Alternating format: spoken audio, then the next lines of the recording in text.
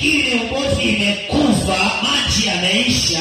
Hivyo ndivyo chemichemi inavyozidi kunyanyua maji upya, na ukesho utakuja kisima kimejaa chote katika jina la Yesu Kristo.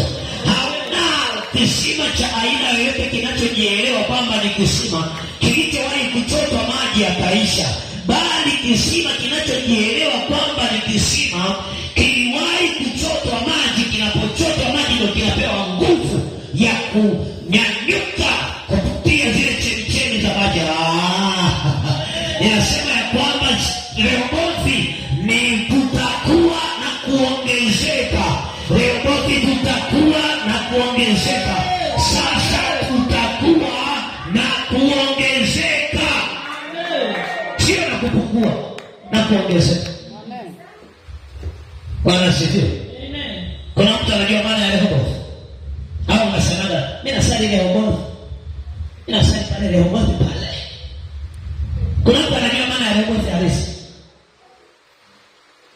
Fungua Mwanzo 26 nikusaidie ili ujitambue wewe mwana Rehobothi, wewe ni nani? Wewe ni mtu mkuu sana huyo.